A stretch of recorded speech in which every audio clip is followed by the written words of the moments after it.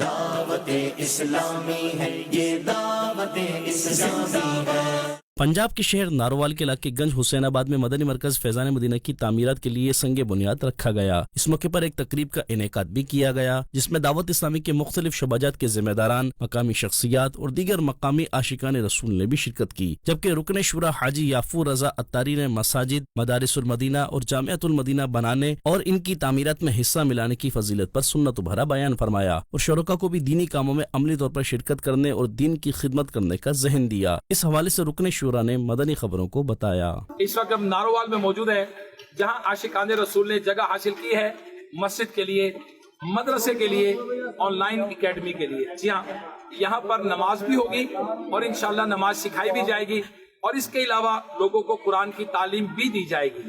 تو آئیے دعوت اسلامی کے ساتھ اشاعت دین میں تعاون کیجئے۔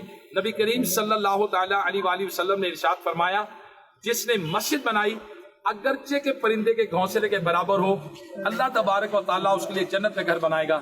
تو یہاں مسجد تعمیر ہوگی اور انشاءاللہ قرآن پڑھانے کے لیے، سیکھنے سکھانے کے لیے، کردار سازی کے لیے مدرسے کا انتظام بھی ہوگا۔ بعد میں رکن شورا نے دیگر اسلامی بھائیوں کے ہمراہ اینٹیں رکھ کر تعمیراتی کاموں کا سنگ بنیاد رکھا اور اس کی جلد تعمیر اور اس کی تعمیرات اور جگہ خریدنے میں حصہ ملانے والے عاشقان رسول کے لیے دعا بھی فرمائی۔